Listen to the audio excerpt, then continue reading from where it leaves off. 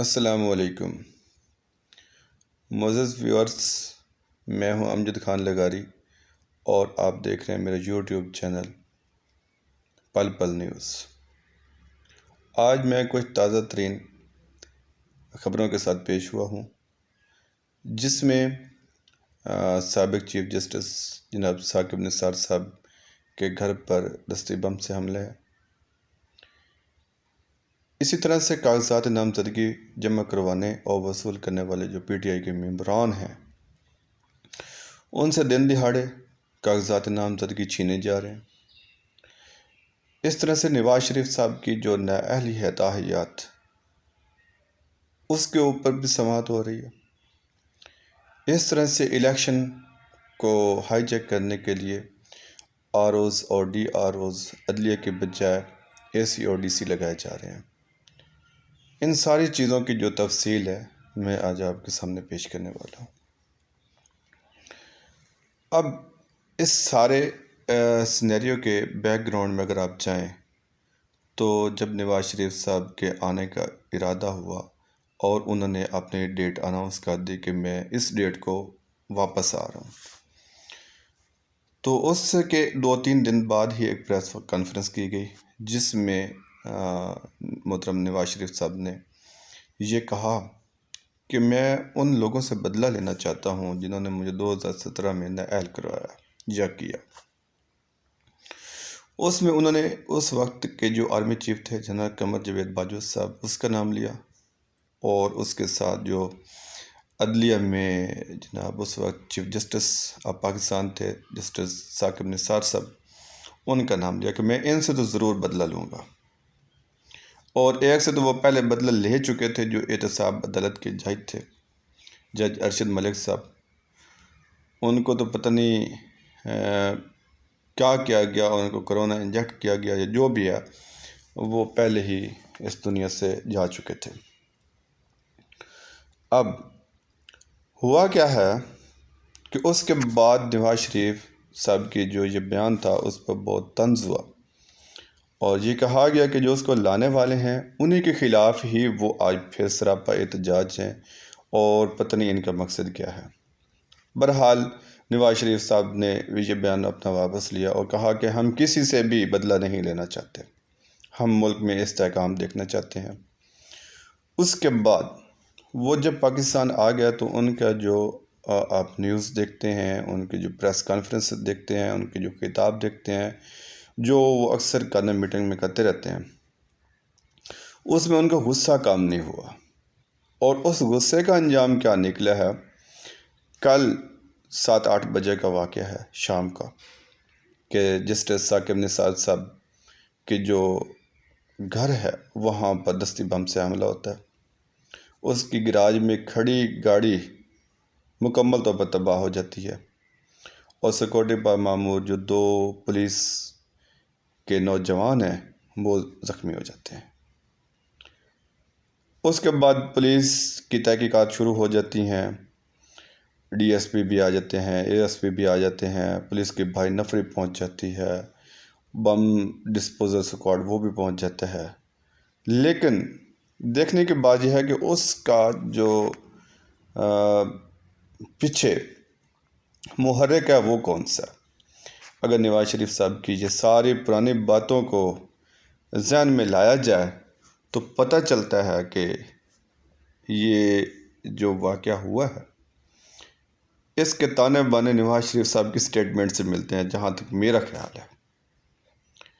اب اس سے نکلنا کیا ہے؟ نکلنا کچھ بھی نہیں ہے، لیکن صرف ایک ہراسہ کرنے کا ایک طریقہ ہے کہ ججز کو ہراسہ کیا جائے۔ جسٹس قاضی فیاض عیسیٰ صاحب جو اس وقت سپریم کورٹ کے چیف جسٹس آف پاکستان ہیں، ان کو ہراسہ کیا جائے کہ ہم ایسے بھی کر سکتے ہیں، اگر ہمیں ہمارے حق میں آپ لوگوں نے فیصلے نہ دیے تو ہم آپ کو بھی ختم کرنے کے چکر میں ہیں۔ تو باقی ججز کے اوپر یہ تاثر ڈالنے کی کوشش کی جا رہی ہے۔ اس طرح سے اگر دیکھا جائے تو اس سارے 2024 کے جو الیکشن ہے اس کو ہائی جیک کرنے کی کوشش ہو رہی ہے، کیونکہ پہلے جب بھی الیکشن ہوتے ہیں R Os D R Os عدلیہ سے لیے جاتے ہیں، اور عدلیہ سے اس لیے لیے جاتے ہیں کہ کم از کم وہ ایک حلف لے چکے ہوتے ہیں اور انہوں نے انصاف کرنا ہوتا ہے. جب بھی وہ اپنے جج کی کرسی پہ بیٹھے ہوتے ہیں، انصاف کی کرسی پہ بیٹھے ہوتے ہیں، تو ان کے ذہن میں ایک ڈر ضرور ہوتا ہے کہ ہم نے اللہ کو جواب دے ہونا ہے، ہم نے پوری پاکستان کے عوام کو جواب دے ہونا ہے.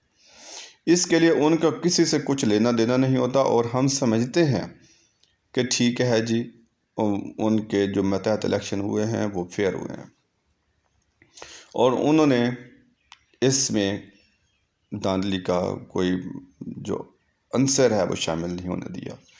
لیکن اب کیا ہے، اب ان ججز جو کہ آر اوز اور ڈی آر اوز لگانے تھے، اب ان کی بجائے بیوروکریٹس اے سی اور ڈی سی لگائے جا رہے ہیں. اس کا مقصد کیا ہے؟ اس کا مقصد وہ جو بیوروکریسی ہے وہ ہر اس گورنمنٹ کے انڈر ہوتی ہے جو اس وقت کام کاری ہوتی ہے. اس وقت انوار الحق کاکڑ صاحب ہم کیا سمجھتے ہیں کہ وہ نیوٹرل ہیں. وہ نیوٹرل نہیں ہے، وہ بھی اس جو لندن پلان ہے اس کا حصہ ہیں، اس کے تحت کام کر رہے ہیں. محسن نقوی صاحب جو ہیں وہ بھی لندن پلان کا حصہ ہیں. وہ تو زرداری صاحب کا چھوٹا بچہ ہے، اور زرداری صاحب اتحادیہ نواز شریف صاحب کا. آپ جو بھی منہ کے اوپر بیان بازی کرتے رہیں، اس سے تو کوئی فرق نہیں پڑتا. ہم جو لوگ سمجھتے ہیں اس بات کو. اچھا، اب ان کو لگایا جا رہا ہے. اب کیا ہوگا؟ جہاں پہ 2 لاکھ ووٹ پڑے ہیں بالفرض، اس کو وہ 20,000 بنا دیتے ہیں، تو اس سے کیا ہو جائے گا؟ ہم کیا کر لیں گے؟ اگر ہر حلقے میں ایسے الیکشن ہائی جیک ہوتا ہے تو پھر کون کون سا حلقہ کھلوایا جائے گا؟ بات تو یہ دیکھنے کی ہے. اسی مقصد کے لیے وہ آر اوز اور ڈی آر اوز کو اے سی اور ڈی سی کی صورت میں لگا رہے ہیں، بیوروکریٹس کی صورت میں لگا رہے ہیں. اور اس میں ایک ہائی کورٹ میں ریٹ بھی دائر ہوئی، پشاور ہائی کورٹ میں، اور اس میں یہ فیصلہ آ گیا کہ آر اوز اور ڈی آر اوز جو ہیں وہ عدلیہ سے لیے جائیں گے، ادروائز یہ الیکشن کسی صورت میں قابل قبول نہیں ہے. لیکن پھر بھی کیا ہوا کہ وہی کیس جو گورنمنٹ ہے اور الیکشن کمیشن آف پاکستان ہے، انہوں نے اس جسٹس قاضی فیاض عیسیٰ کے ساتھ الیکشن کمشنر جو ہے، چیف الیکشن کمشنر صاحب سکندر سلطان راجہ صاحب، ان کی ملاقات ہوتی ہے. اور ملاقات ان کی جو بھی ہوئی، اندر کا احوال تو بہر آ ہی گیا. وہ کیسے؟ کیونکہ فیاض عیسیٰ صاحب نے کہا کہ ابھی اس فیصلے کے خلاف آپ اپیل دائر کریں، اور تھوڑی دیر کے بعد اپیل دائر ہو جاتی ہے. اپیل دائر ہونے کے تھوڑی دیر بعد سماعت شروع ہو جاتی ہے. رات کے 9-10 بجے تک سماعت ہوتی رہتی ہے، اور چیف جسٹس آف پاکستان قاضی فیاض عیسیٰ صاحب اس بات کو جو کہ ہائی کورٹ کا فیصلہ ہے کہ آر اوز اور ڈی آر اوز عدلیہ سے لیا جائے، اس کو کل عدم کر دیتے ہیں، اور الیکشن کمیشن آف پاکستان سے کہتے ہیں کہ آپ اس کا شیڈیول جاری کریں. شیڈیول جاری ہو جاتا ہے. اب اس میں دیکھنے کی بات یہ ہے کہ جس بندے نے یہ اپلیکیشن دی تھی، ریٹ دائر کی تھی کہ آر اوز اور D R Os election commission جو ہے وہ عدلیہ سے لے، اس کے خلاف تو ہند عدالت کا نوٹس ہو جاتا ہے کہ یہ جی الیکشن کے راستے میں کوئی رکاوٹ بننے کی کوشش کر رہا تھا. یہاں پہ جو دریا ہیں یہ الٹی سمت میں بہہ رہے ہیں. مسئلہ تو اس بات کا ہے. اب نواز شریف صاحب کی جو تحایات نااہلی کا کیس ہے، وہ بھی ہمارے قاضی فیاض عیسیٰ صاحب سن رہے ہیں. ہماری جو پارلیمنٹ ہے، جو کہ ہائی جیک کی ہوئی پارلیمنٹ تھی محترم شہباز شریف صاحب کے دور حکومت میں جو ابھی گزرا نگران سیٹ اپ سے پہلے، اس میں یہ قانون پاس کیا گیا کہ نااہلی جو ہے وہ 5 سال کے لیے ہے. اگر نااہلی 5 سال کے لیے ہے، تاحیات نااہلی تو جو ہے وہ ختم کر دی اس پارلیمنٹ نے، اور اس کا اطلاق تو ہونا چاہیے اس کے بعد. لیکن اس کی نااہلی کا جو اطلاق ہے 5 سال کے لیے، وہ پچھلے دور پہ لگوانے کے لیے تاکہ نواز شریف صاحب کو اور جہانگیر ترین صاحب کو یہ جو الیکشن ہے اس میں حصہ لینے کا حق مل سکے، وہ پچھلے ادوار پہ بھی لاگو کروانے کی کوشش ہو رہی. جس کا کیس جب قاضی فیاض عیسیٰ صاحب کے پاس گیا تو انہوں نے کہا یا تو عدلیہ کا فیصلہ رہے گا یا پارلیمنٹ کا، ایک طرف تو اونٹ بیٹھے گا.